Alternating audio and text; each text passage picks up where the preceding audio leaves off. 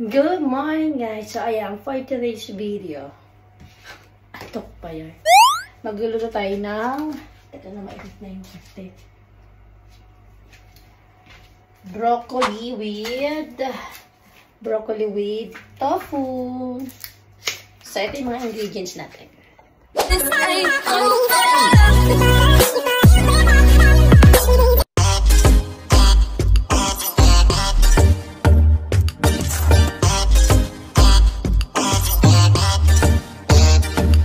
Yung ating tofu, broccoli, carrots, and then yung ating bawang, sibuyas, luya, and then syempre lalagyan natin ng oyster sauce, yung ating salt and pepper. So umpisahan muna natin i-fry yung tofu. So ito yung ating tofu. Ayan siya. So, i-fry muna natin siya ng buo bago natin siya hiwain. Kasi paano ito kunin ito? Hindi natin siya. Iyan mo natin sa paper towel kasi basa pa siya eh. May tubig. Para hindi magtalsikan. Kasi magtatalsikan to. Ay. Ayan.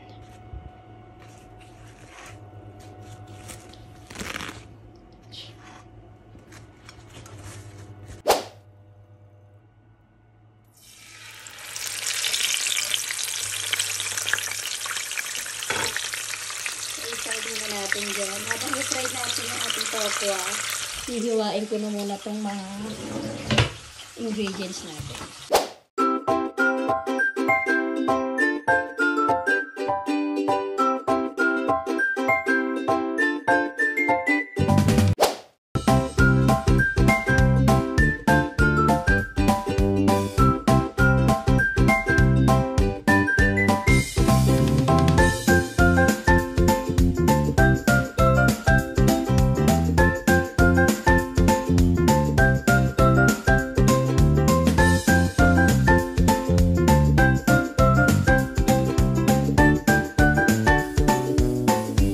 So, meron din pala tayong cornstarch. Ayan, para pampalapot ng ating sabaw. So, tinunan ko na siya tubig. So, ayan, nakachop na yung ating mga ingredients. And then, okay na rin yung tofu. Ayan, nasunog na siya. So, over na. So, tanggalin na. Hinati ko pala siya sa gitna kasi sobrang taba niya. Para madali siyang maluto. Ayan. Kaso nasunog ko siya. So, i-chop lang natin yan. And then, magkapainit naman tayo dito ng ito tayo niluluto. Dito sa ating pan. Painit tayo ng ating oil. Siyempre, gagamitin natin yung olive oil. Andito na naman sa taas yung olive oil. And yan.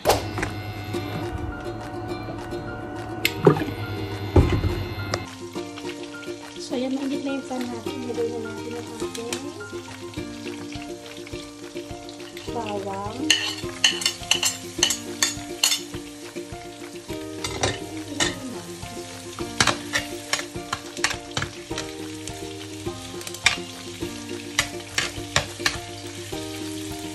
Pinahid ko ulit yung tuwa kasi hindi pala siya. Chinap-chop ko siya. Kasi hindi pa fried yung ibang parte niya.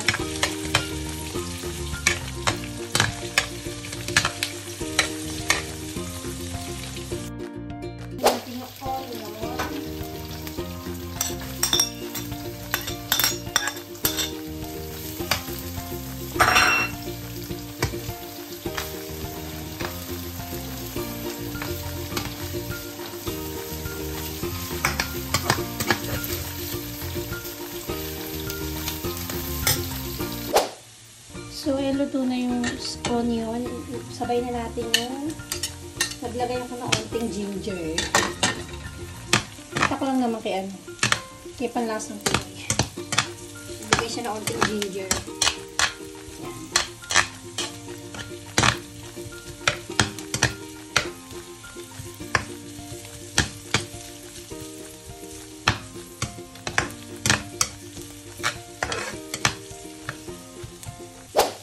Sunod na natin ngayon yung ating carrots para lumabas yung kanyang sweetness. Saka medyo matigas ang carrots kaya unahin na natin siya.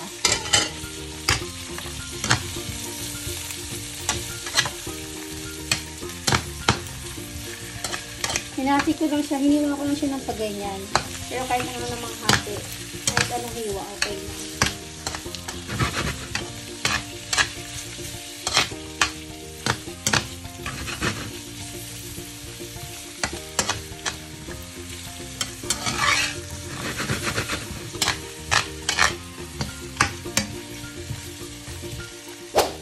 So ngayon naman pwede na natin ilagay yung ating broccoli.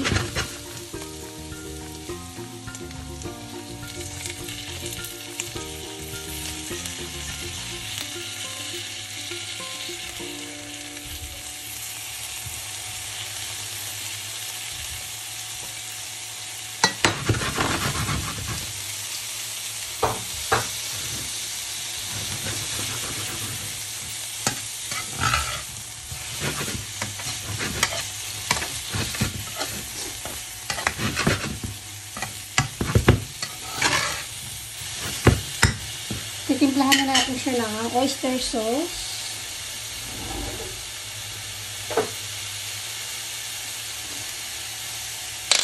Papansayin lang natin.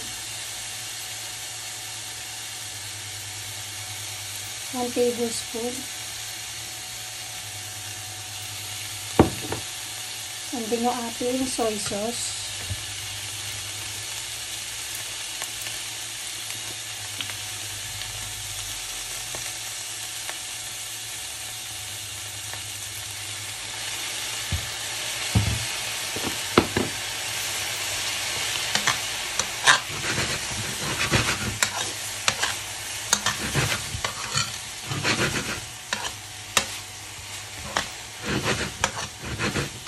Lagyan natin ng konting water para maluto yung ating gulay. Hindi lang naman.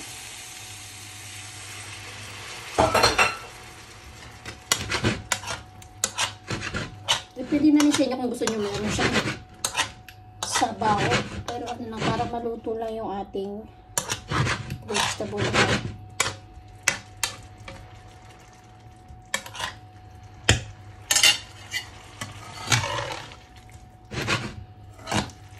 Mamaya natin ilagay yung ating tokwa kasi luto naman na yun.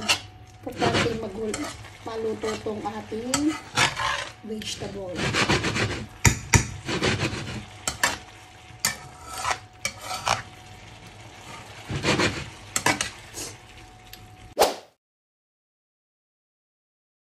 So, lagyan natin ng black pepper.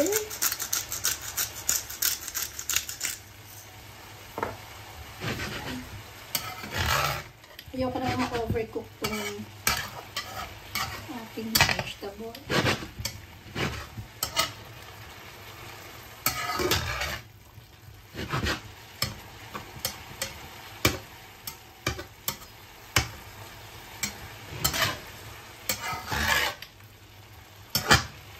Lagyan natin ating cornstarch.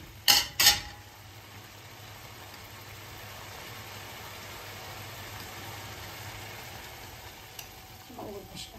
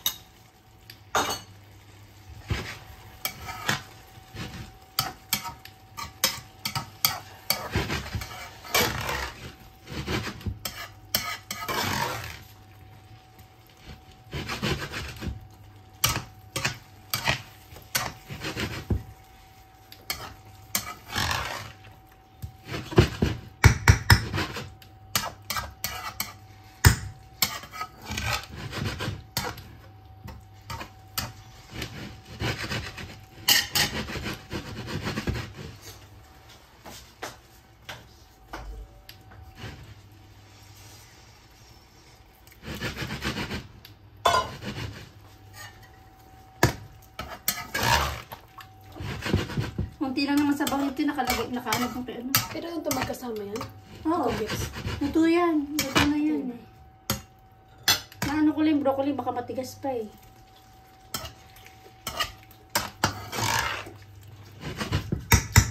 Paano na?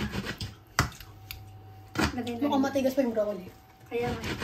Pakulaan na natin. Sintakin. Susinta. Kaya 5? Ba't kayo 5? Ano natin ko? Ba't natin ko kasi? Eh kasi baka ma-over na yun. 6? Tingnan natin kung malambot na yung ating vegetable.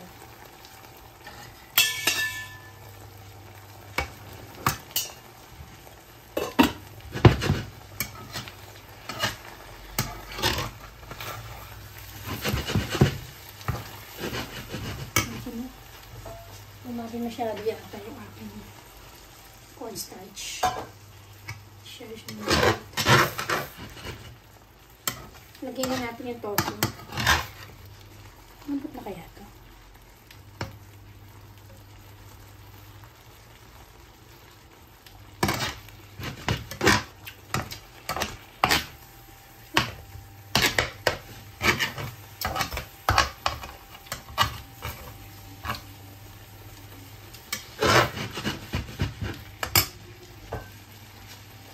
Sarap. Ugas pa yung tofu.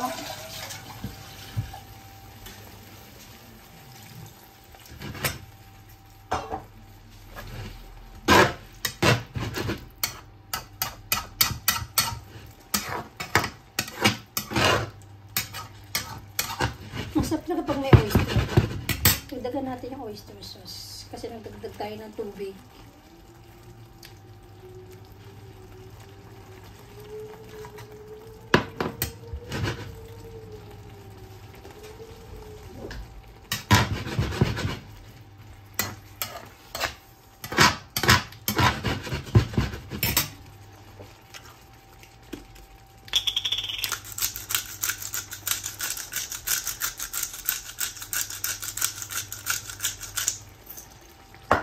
Tigas pa yung broccoli.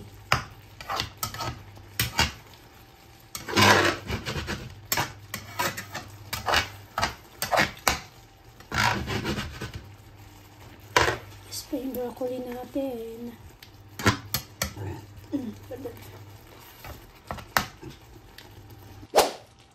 So, yun, lagay na natin yung ating tofu.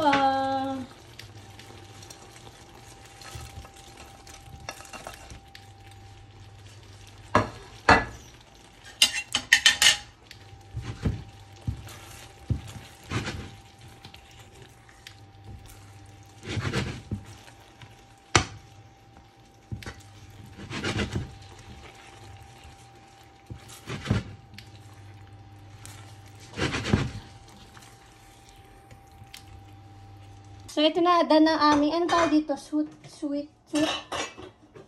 Ginisa. Ginisa siya, yun. Parang ano. Parang sweet siya, no, Pao? Sweet yung kanyang, ano. So, ayan, ito na, guys, ang ating, ano ba tawag dito? Ginisang tokwa with broccoli. Pao, tikman mo na, done.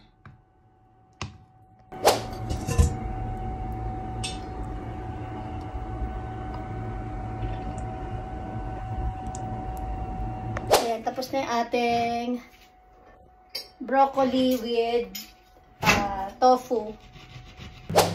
Ang lasa, Pao. Ano? Sarap.